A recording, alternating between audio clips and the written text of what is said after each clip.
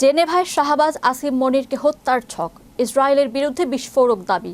যুক্তরাষ্ট্র ও ইরানের মধ্যে শান্তি চলাকালে সুইজারল্যান্ডের পাকিস্তানের সেনাপ্রধান আসিম মনির ও প্রধানমন্ত্রী শাহবাজ শরীফ সহ পুরো পাকিস্তানি প্রতিনিধি দলকে হত্যার পরিকল্পনা করা হয়েছিল। কথিত এই হত্যা চক্রান্তের দাবি সত্য নাকি নিছক জল্পনা? বিস্তারিত থাকছে ডেস্ক রিপোর্টে। মধ্যপ্রাচ্যের চলমান উত্তেজনার মধ্যে নতুন এক চাঞ্চল্যের দাবি ঘিরে আলোচনার ঝড় উঠেছে।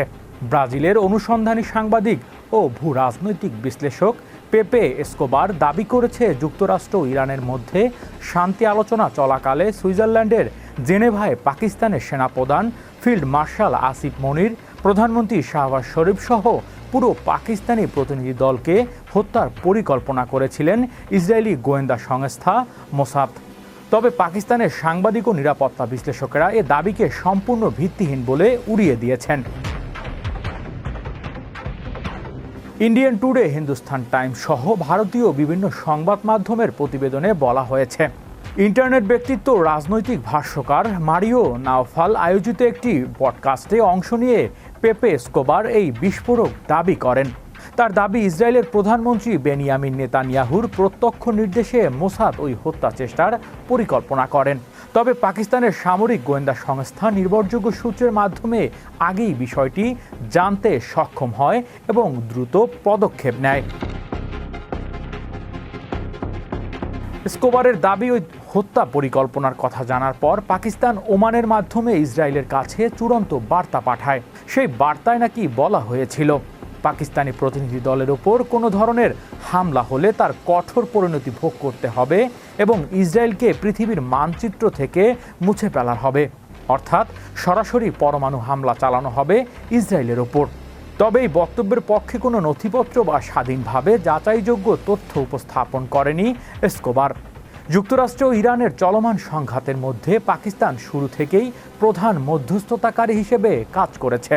দুই দেশের প্রাথমিক চুক্তিটি ইসলামাবাদ সমঝোতা স্মারকের নামে পরিচিতি পেয়েছে। এই সমঝোতা স্মারকের উপর পরবর্তী উচ্চ পর্যায়ে আলোচনার জন্য জেনেভায় মার্কিন ভাইস প্রেসিডেন্ট জেডি ভ্যান্স সহ শীর্ষ কর্মকর্তারা উপস্থিত ছিলেন, যেখানে পাকিস্তানের প্রধানমন্ত্রী শাহবাজ শরীফের নেতৃত্বে সেনাপ্রধান আসিফ মনিরও প্রতিনিধি দলের অংশ নিয়েছিলেন। ইসরায়েল এই চুক্তির তীব্র সমালোচনা করে আসছে অনেক আগে থেকে, কারণ তাদের এই আলোচনার বাইরে রাখা হয়েছে। এছাড়া লেবাননে ইসরায়েলের চলমান সামরিক আগ্রাসন এই শান্তি চুক্তি ভেস্তে দেওয়ার হুমকি তৈরি করে। পাকিস্তান ও ইসরায়েলের মধ্যে কোনো কূটনৈতিক সম্পর্ক নেই এবং ইসলামাবাদ ইসরায়েলকে রাষ্ট্র হিসেবেও স্বীকৃতি দেয় না। কিছুদিন আগেই পাকিস্তানের প্রতিরক্ষা মন্ত্রী খাজা আসিফ ইসরায়েলকে মানবতার অভিশাপ ও গণহত্যাকারী বলে তীব্র আক্রমণ করেন। ইসরায়েল তার জবাবে পাকিস্তানের মধ্যস্থতাকারী ভূমিকায় নিয়ে প্রশ্ন তোলে। অন্যদিকে পাকিস্তানের সংবাদ মাধ্যম ও সাংবাদিকেরা পেপে এসকোবারের দাবি তীব্র সমালোচনা করেছেন। পাকিস্তানের সংবাদ মাধ্যম দ্য কারেন্ট এর প্রতিবেদনে বলা হয়, প্রবীণ সাংবাদিক সৈয়দ তালাত হোসেন সামাজিক যোগাযোগ মাধ্যম এক্সে লিখেছেন, এ দাবির মধ্যে বিন্দুমাত্র সততা নেই। এছাড়া পাকিস্তানের একটি শীর্ষ নিরাপত্তা সূত্র পুরো বিষয়টিকে বিকৃত মন করা অপপ্রচার বলে অবহিত করেছে। এখন পর্যন্ত পাকিস্তান কিংবা ইসরায়েল কোনো দেশের সরকারি এ বিষয়ে আনুষ্ঠানিকভাবে কোনো মন্তব্য করেনি।